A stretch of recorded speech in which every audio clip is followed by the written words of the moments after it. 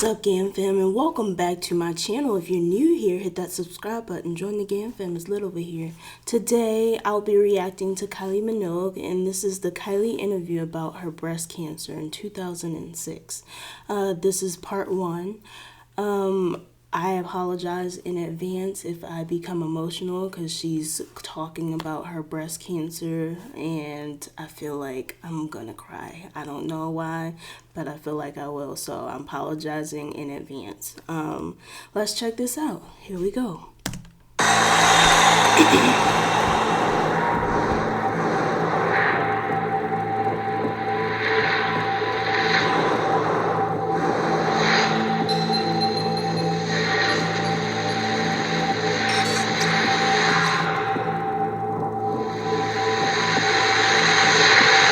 According to the Associated Press in Australia, Kylie Minogue has been diagnosed with breast cancer. They're quoting it. Kylie Minogue has been diagnosed with breast cancer. It was first detected last week and only confirmed this morning. She made the announcement earlier today. She's feeling every inch of the way, and surely this will be her greatest challenge. May be cancelling her world tour. I know she probably had to stay away from social media and TV and everything, because them putting it on the news and like having it in the newspaper, on social media, that's a lot.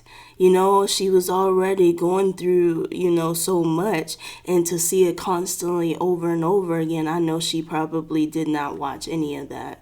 Because, I mean, to be reminded of that every time is just like, whew.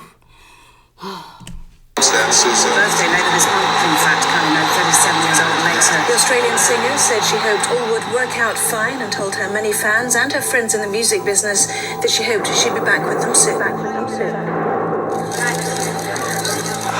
She's a pretty fit girl, she's a strong-willed girl, and all our thoughts, I'm sure all of Australia's and the world's thoughts are going to be with her.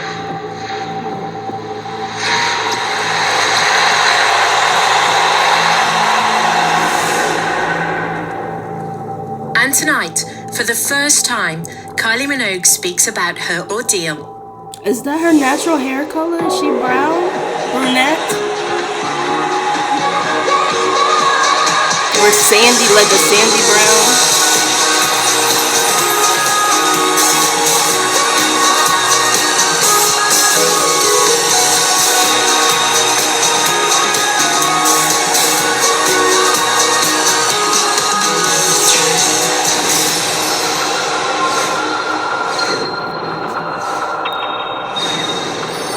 Start off by saying, you look incredible. Amazing. Thanks. Yeah. No, seriously, I like that shortcut. Like glowy and healthy and sparkly eyes and smiley. Well, I'm happy to be here.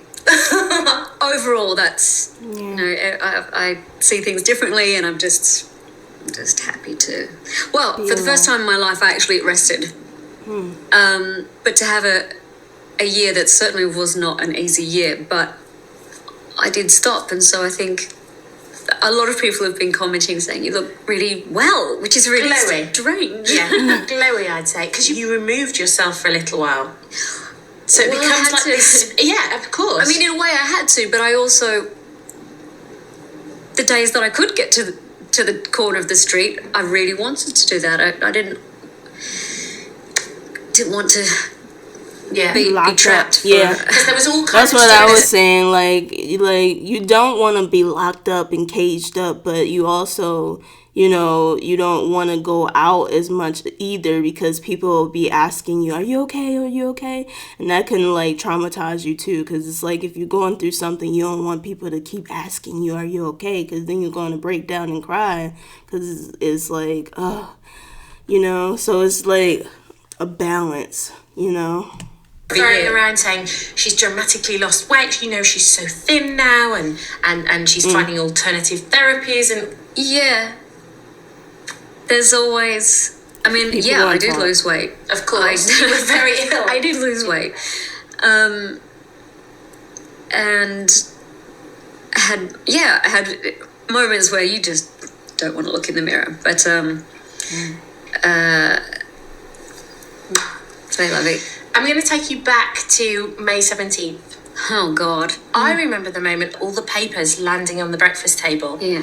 And you being splashed all over them. Everybody was absolutely shocked and slightly shaky. I'm slightly shaky now. Don't you remember? Yeah. Everything in my hands. It was a real moment where it was like, no, it can't be. Yeah. It can't happen. Yeah, It can't happen to her. That was my reaction. Really? Yeah. Was that your reaction at You the never moment think of it's gonna happen to diagnosis? you. The moment my doctor told me, I went silent. My mum and dad were with me. Then we all fell to pieces, and I was saying, "No, because I'm packing. I've got my flight to Sydney in 2 hours. No, but I'm getting a plane. No, you're not getting a plane. Oh. You're sit down." And so from that moment, Oh my goodness, you can just tell from her face that she's like remembering that moment, and that was probably, well, it was the worst moment of her life, you know, like having to process that she couldn't do what she loved because something was taking over her body and she didn't even know if she was going to survive, you know. Wow. how did you then start the whole process? I had 1 day's grace where I knew, and went for a walk down to the beach with my brother and my boyfriend, and I would have been in a total daze. And then the next day we made the announcement, and then I was virtually a prisoner in the house, which not that I intended to go anywhere, but yeah, from then on it was just completely thrown into another world. Was there a moment where you thought, I'm not going to say? No, That's crazy that she had to announce it the next day. I called my manager, told him, "You need to come over." I said, "Okay, we need to make an announcement." And it's like, "What do you want to say?" I said, "I've been diagnosed with early stage breast cancer." So How did she make the announcement? Was it, Were you did scared? she talk or did she post something? and of course I didn't know How it would be it received? takes a period of time to fully have your diagnosis, your prognosis, operations, your treatment, and I would be told by my my medical team, you know, just, or in fact I think they've seen all of this before, not in this kind of With public with the situation. merry-go-round that goes on with it. Yeah. But giving you the amount of information you can deal with as you go along. Yeah. When was the moment when it sunk in for you? Probably when she first got told. It's still sinking in. It's really hard for me to express how I felt, or even the chain of events. It's probably a blur. It's such a personal journey, even though you need the people all around you. But Yeah. They can't I'm go trying to through it answer your for question, and perhaps one way I can do that is to say I would just quietly go to my bedroom and just have 20 minutes to myself and try and deal with everything. And then, I mean, I really felt bad for everyone around me. I'm like, oh my God, my poor parents, you know. The fact that she was going through all that and she thought about everybody else is very telling of the type of person that she is, you know? And it's like, man, I can tell just from this interview that she's getting choked up about thinking about when she first got diagnosed and just everything she's been through. And I couldn't imagine. Like, she's very strong. But my thing is, you know, they're good. I mean, she had a good support system. Like, she had her parents and her family around, but they couldn't go through it for her. So it's kind of like she was still alone in that sense. So it's like she was dealing with it internally, but she also had her family around. But it was kind of lonely still. And I can understand that because they can't go through it with you. They're just around to make you feel more comfortable, but they don't know how you're feeling inside. The family's totally... It's like a bomb's dropped. Yeah, absolutely. And the fallout just ripples and ripples. Ripples. It's a very steep learning curve. So you had the operation on the 21st, and then do you have a few days to recuperate, and then you started chemotherapy? I've had a number of treatments. I had to wait for a certain time until I started chemotherapy, and that's a whole other, that's the next chapter of learning. So once I knew that, I decided I wanted to do my chemotherapy in Paris. Of course, my parents did not want me to leave Australia. I said, I have to go. I have to have some semblance of what my life is. I can't stay here for 6 months. And I have a life with my boyfriend in Paris, and like she still wanted to live her life, that I should do it there. So of course my mum came with me. I was going to say, how did you manage to talk your parents around to that? Oh, it was not easy. That sit down chat going, right, I'm going. They care about her. That's a great understatement that it was not easy. And I really... I couldn't imagine what it was like for my parents, as I say, at that moment. I mean, it was like you're a child, you're a helpless child again. And from that point on, how did you approach the treatment? Always one to rise to a challenge.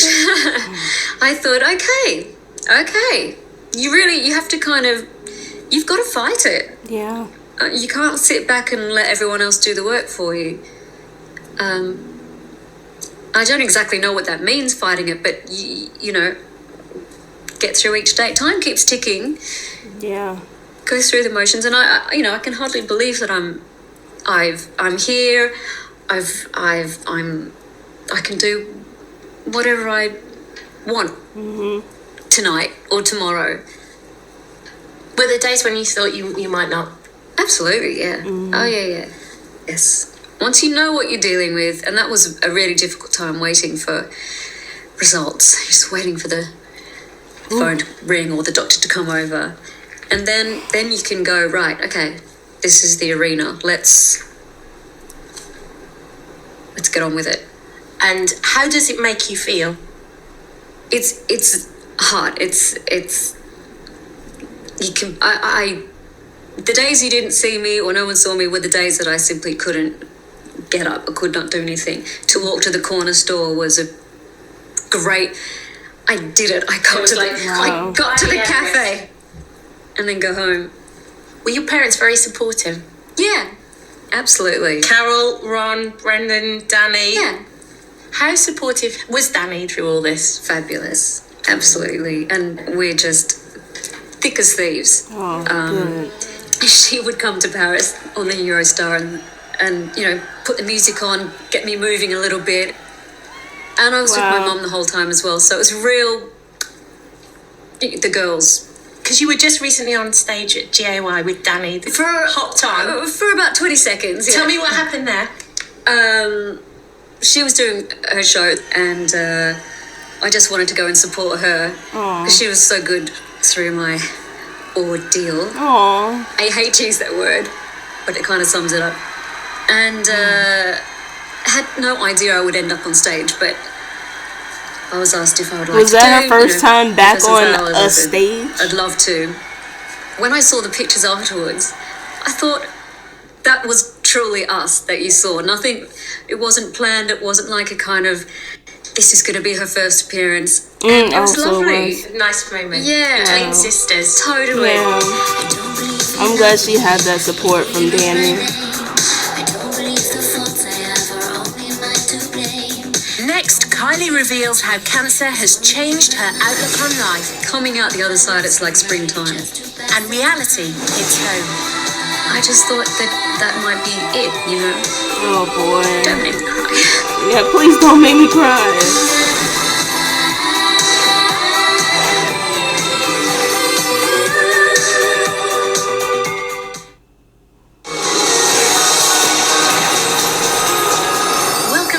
I'm here with Kylie.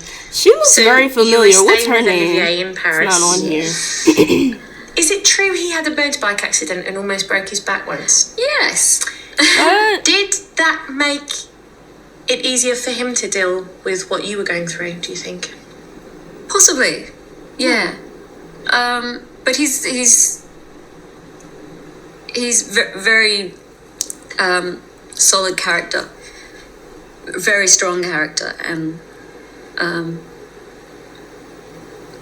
that was just so helpful. Because you're so well known for your image, was this even harder than anything else that could have hit you?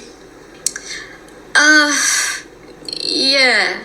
And to be honest, I you can only imagine what a spin you're in trying to deal with it, take everything else away, you're dealing with your life. Yeah. So around that, I'm dealing with everything else. And I said to my manager, call so-and-so and so-and-so. I understand if they don't want to work with me anymore and they don't want to, Can you imagine? What do you mean? I just felt like... What do you mean? Right. Wait, like if somebody, man, that's where you would find out if somebody is like really on your side, because when you're going through hard times, if they decide to, drop you or leave you, then you know that that's the person that you don't want. When you come out on the other side, you don't want that person in your life. Because why would they not want to work with her anymore because of this? Like, this isn't something that is in her control. Like, I don't see why, like, that would mean that they're strictly in it for the money and not for her. So I just thought that might be it, Don't make me cry. oh. There was actually a point where you thought that. Yeah. I cannot believe, you will not believe the number of people that have said to me, do you know how she is? Do you know how she's doing? I did a big interview with you two actually not long ago, and Larry was like, we want to know exactly how she is and The how fact that she's smiling through it is As a thank you for people who are watching, I had letters, like gorgeous little letters from children. oh.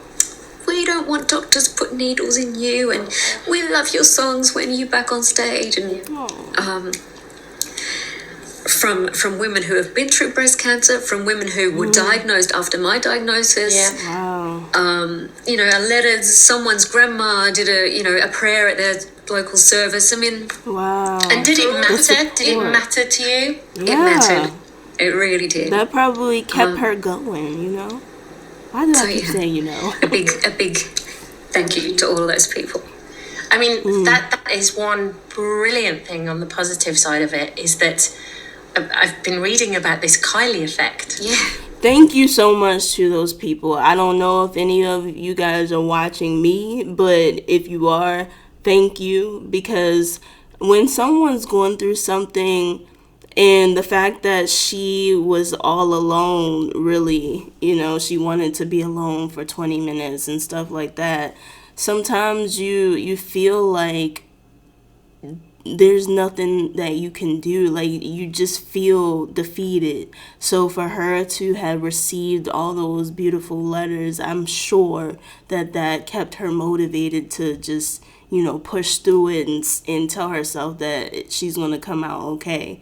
Because you just need that. You need that inspiration from others, because I'm sure that the people who were diagnosed after her was just like, I look up to you and I'm going through the same thing and you're not alone. To feel like you're not alone, because I just feel like I've never had any type of cancer or anything, but I just feel like that's something that people deal with, like a lot of people deal with in the world, but at the same time, you deal with it alone. It's hard to describe, but it's like you feel like you're the only one going through it, I'm sure. Have an effect named after I you. have an effect. Yeah, and I would, when I was still in Australia, I was there for a couple of months. And within that period, I would meet with my surgeon, have checkups. And I'd say, oh, so how are you? She said, oh, I've been so busy. You wouldn't believe it. I've had a 25-year-old, a 22-year-old, Wow. And that was all since my diagnosis. So I had people already whose lives were potentially saved just by becoming more aware. Because I do think there is a general perception that it doesn't happen to younger. Yeah, it's not true. No, even children. I'm not here to scare people at all. Well, It's not just breast cancer, but cancer in general. It just happens. So just beware. Be aware. Be aware. Yeah, I wonder if she's going to talk about how she found out. And I know there'll be people who will see this, be watching this now, going through, as we speak. There will be X amount of women, some men being diagnosed. 1 in 9 can have breast cancer. So what would you say to them if they were watching this? I would like to say, you can get through it. You can. Living, breathing proof. Yeah, that's why With sparkly earrings and sparkly eyes. Wear those diamonds. Yeah, not like, I had this. That's boring. It's personal, and I don't want to remind people of that. This is coming out the other side. It's like springtime. That's the only way you can deal with negative stuff, I think, is to flip it. That just in itself, think about it. Springtime is the most beautiful time. Everything's blossoming, becoming anew. So it's like the fact that she used that as a metaphor is like, that's beautiful, coming out as springtime. I love that. Cliches come out. Yeah, but they're cliches for a reason. Absolutely. Yeah. I've learned a lot. I think I was pretty compassionate before, but now I have even more a much deeper understanding of what it is to have a trial to go through. And it does bring out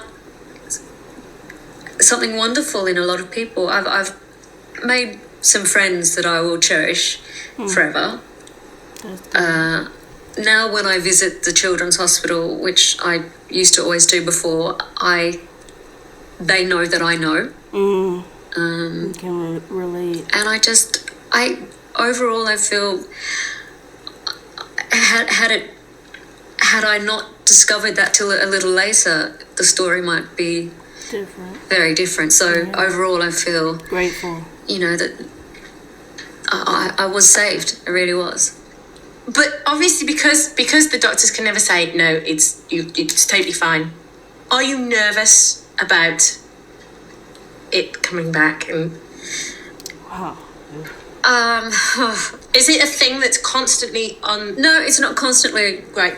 I'm sure I'm aware, and I do all the things that I'm supposed to do to kind of stay on top of things. Eat right. Has it changed your whole perception of life? You can't help but have. So in what way has it changed? Oh, again, a tricky question. I think anyone who has a near-death experience gets changed, because it's like there's nothing more important.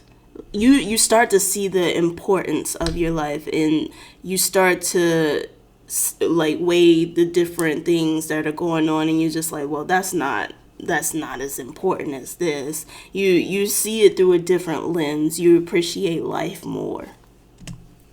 I'm more eager to do what I did before. Really? Because it could have gone either way. It could have gone, right, do you know what? I don't want to do it no more. Yeah.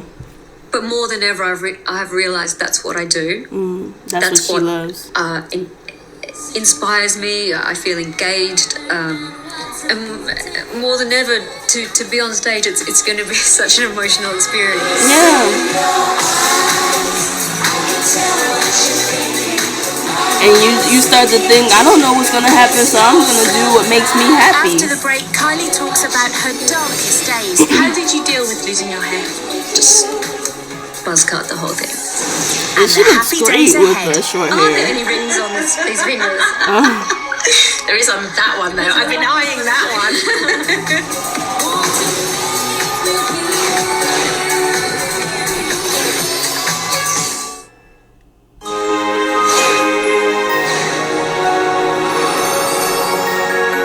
Here we are, Pleepers, Pleats and bubbly all around. Sharon, there you go, doll. Here she comes. Here she comes. Oh, it's exciting. Oh, Right, everyone, give it up for Rippanui! ta-da! Oh wow. Oh, you look like a fairy tale princess. Tell me something I don't know, Dad. Oh, I think you look really gorgeous, Eps. Well, you're only human. What was that? Now, Kylie, there has been so many rumours about you and Olivier getting engaged, the marriage, all that kind of things. Can you set the record straight? How many times are you going to get married, Kylie Minogue? Are there any rings on these fingers? She's been married or she's just been engaged? Eyeing that one. What's going on? Because they've said you've been engaged, they've said you've been married, they've said you've been married again. Oh, so she was they've married. given you, they've printed lists of the food you were meant to be Have having. Yeah. Is it hard to cope with that? Well, the latest one was hard to cope with. Apparently, I'd refused Ollie's proposal. We haven't gone down that road, and Oh. So it's I all think that was very rumors. nice. What's the I truth? think it also puts quite a lot of pressure on. Oh, him. It does touch us, obviously, but it kind of exists in its own mythological world. We just get on with He what, was in Unfaithful. what we're doing.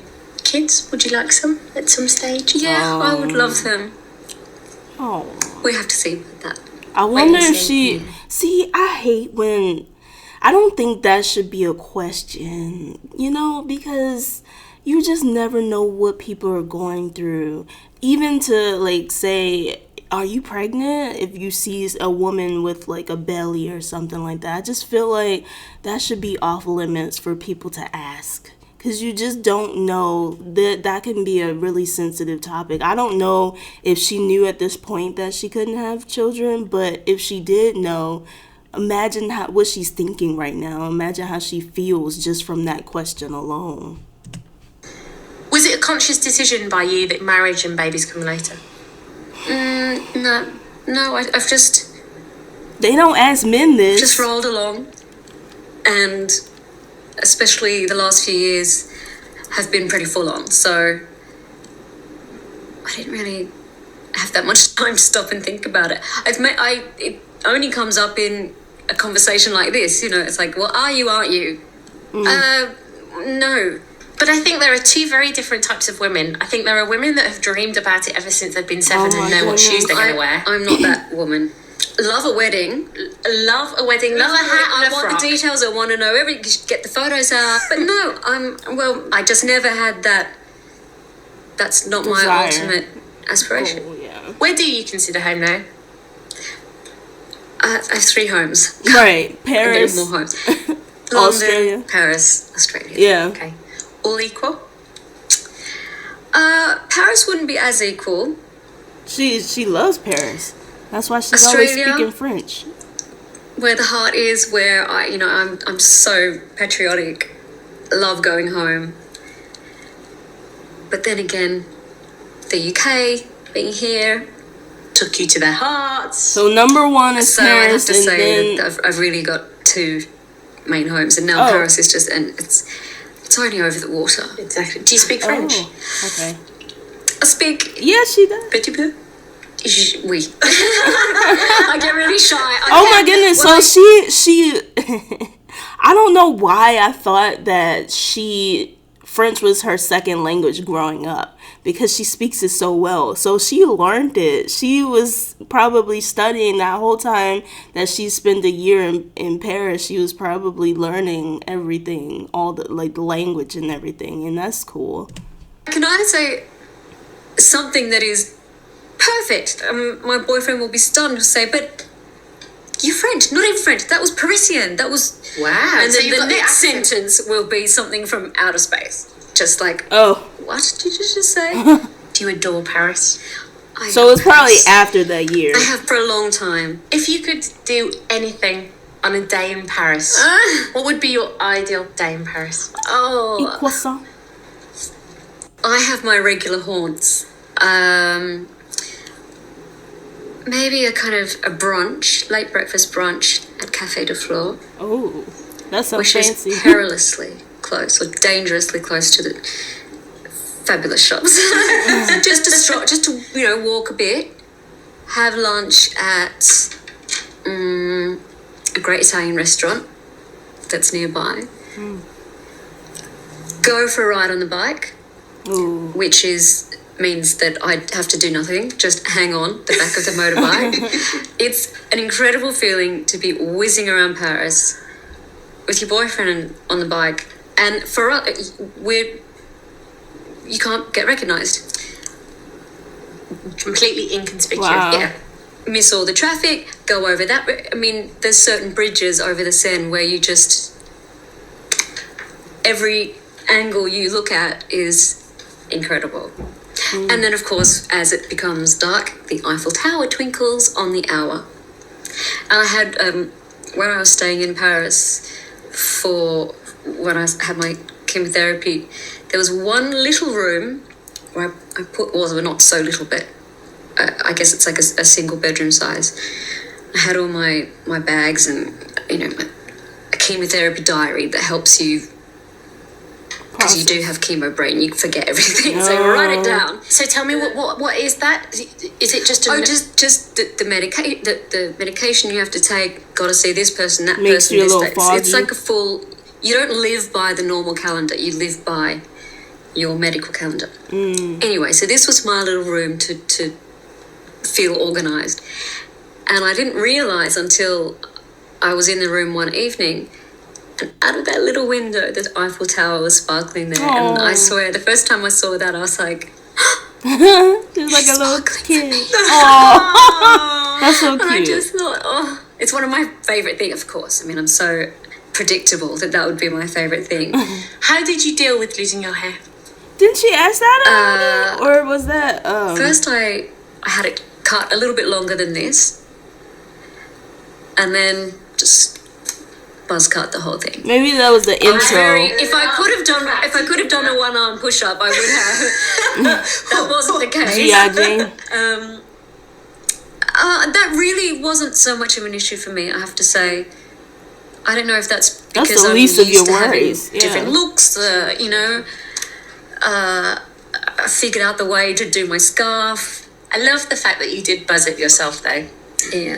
I think that was an Well, it's- incredibly kind of empowering. It's like taking back the power a little That's a little something I got from a book. I read everything on the internet, and they said whoever they are, that's a good idea. But when it starts to grow back, it's so thrilling. And it's so nice. There's no eyelash. Yeah, and The little thing. you're sure that you'll be the one that never does, but it does. And as I say, trusting the people around you, and I just had to say to myself, okay, this amount of time, I'm out of action.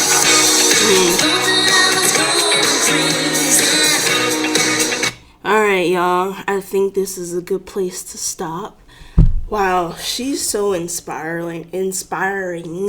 If I didn't think it before, I know it now. The fact that she's been through so much and she's just so humble. It's crazy. I mean, she just exudes just humbleness. And you can't help but to feel love for her. And the fact that she had to go through that is really, really sad. I'm so glad that she came out of this on the other side. And she's such an amazing person. And I feel like she's inspired so many others. And I hope that other people who are going through the same thing that Kylie went through, I hope they come out on the other side as well. And just remember to fight, you know, fight hard. But yeah, that was beautiful, just listening to her journey and seeing how she's just so grateful to be alive. It's very touching. But yeah, that was my reaction to that. Like, comment, and subscribe, and I'll see you in the next video.